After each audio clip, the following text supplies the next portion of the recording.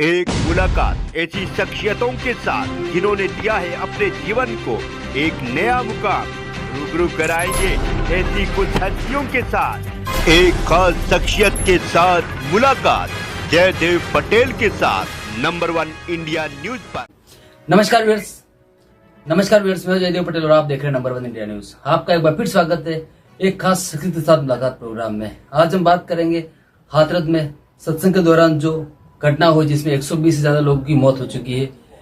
इसके पीछे क्या कुछ मायने हैं, क्योंकि कहीं न कहीं सियासी बयान भी सामने आ रहे कि साजिश भी हो सकती है या फिर वाकई में हादसा है। और इसी के साथ साथ जब देश की राष्ट्रपति का अभिभाषण पूरा हुआ, उसके बाद जब धन्यवाद प्रस्ताव पेश करने की बारी थी, तब नेता प्रतिपक्ष राहुल गांधी ने बयान दिया, हिंदू और हिंदुत्व को हिंसक जो बताया, उसके पीछे क्या कुछ मायने हैं।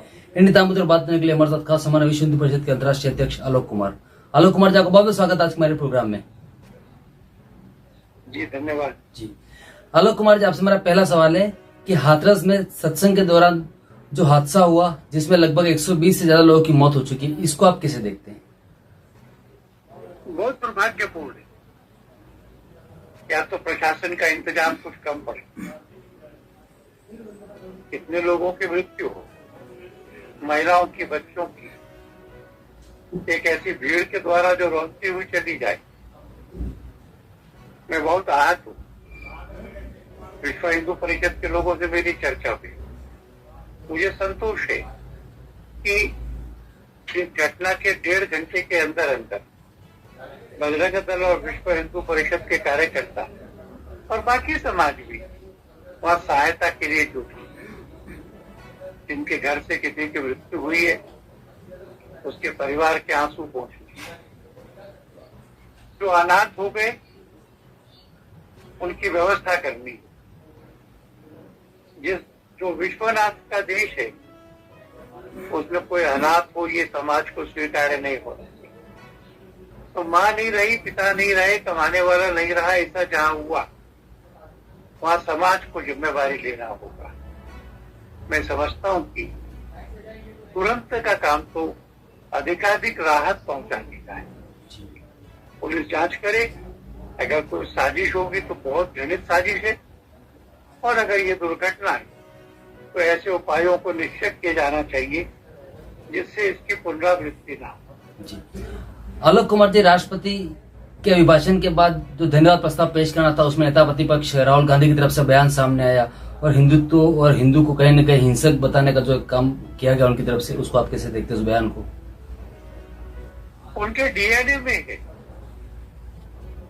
आजादी के बाद से सेक्युलरिज्म की ऐसी विकृत समझ बन गई कि मुसलमानों की बात करे तो ठीक है, ईसाइयों की बात करे तो ठीक है, हिंदू अपने धर्म की बात करे तो उसको गलत माना जाता था, उसको डिफेंसिव पर किया जाता था, एक कोने में घेरा जाता था। हिंदुओं को धकियाना, गरियाना, पुराने जमाने का बताना, हिंदू चिन्हों का अपमान करना।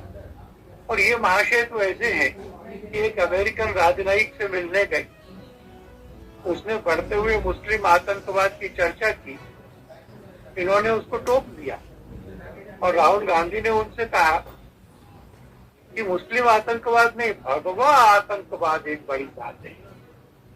और उस समय की जो दुर्घटनाएं मस्जिद में या ट्रेन में हुई थी, उसको भगवा आतंकवाद से झूठा जोड़ दिया। उस बयान को पाकिस्तान ने उपयोग किया, संयुक्त राष्ट्र संघ ने उपयोग किया, पर मुकदमे हिंदू लोगों पे सारे कार्रवाई सब खारिज हो गए। और पाप किया था, महापाप किया था।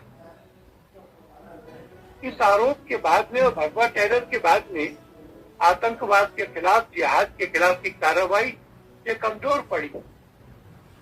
उसी गर्हित मानसिकता से कि हिंदू को गाली देंगे तो मुसलमान के वोट मिले, ये हुआ है। उनको 99 मिले, 543 में से मिले या 100 में से नहीं मिले। अपनी सर्वी पार्टी से वो बहुत पीछे। उनके बयान की भर्त्सना की जानी चाहिए और पूरे भारत के समाज ने नोट करना चाहिए कि जो धर्म दुनिया में कभी भी तलवार के बल पर फैलने के लिए नहीं गया, शांतिपूर्ण तरीके से गया। साधु जाते थे, भिक्षु जाते थे, प्रेम से करुणा से विश्व को जीतते थे।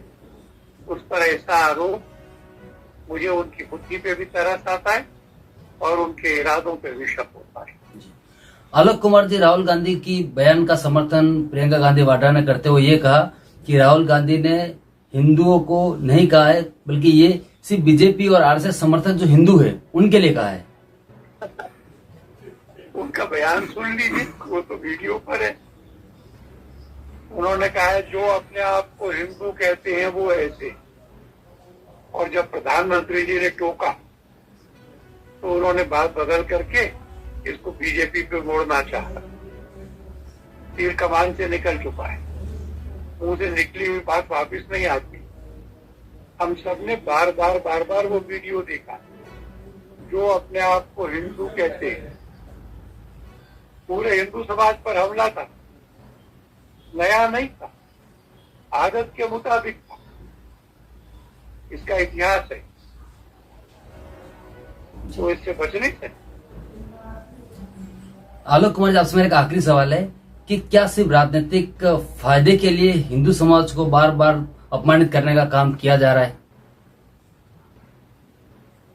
उनका इरादा यही है, पर फायदा होता है।